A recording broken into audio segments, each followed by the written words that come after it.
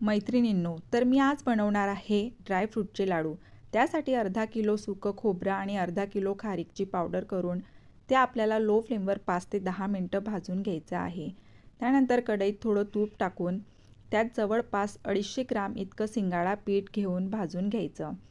पीठ भाजत असताना तूप लागल्यास टाकायचं आणि हे पीठ तूप सुटेपर्यंत चांगलं भाजून घ्यायचं.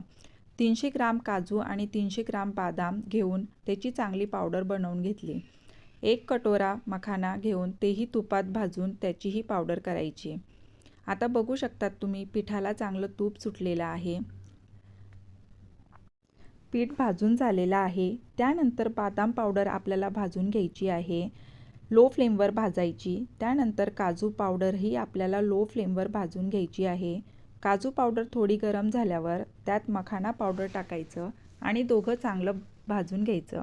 मखाना आणि काजू पावडर भाजून झाली. त्यानंतर कढईमध्ये थोडं तूप टाकायचं. तूप चांगलं गरम झाल्यावर आपल्याला डिंक तळून घ्यायचा आहे.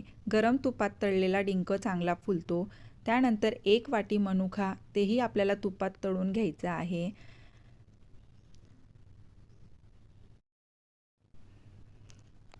कढईमध्ये अर्धा किलो तूप घेतलेलं. तूप गरम होऊ द्यायचं नाही. त्यात खिसलेला अर्धा किलो गूळ टाकला. गुळाचं प्रमाण तुम्ही तुमच्या आवडीप्रमाणे करू शकतात. त्यानंतर मिश्रणात मी 1 चम्मच इलायची आणि जायफळ पावडर आणि 2 चम्मच तळलेली खसखस टाकलेली आहे. आता गूळ आपला विरघळलेला आहे. याचा पाक होऊ द्यायचा नाही. हे आपल्याला रवणात टाकायचं आणि चांगलं मिक्स करून घ्यायचं. गुळाचं आणि तुपाचं प्रमाण तुम्ही तुमच्या आवडीप्रमाणे करू शकतात. हे चांगलं मिक्स करून याचे लाडू बनवून घ्यायचे.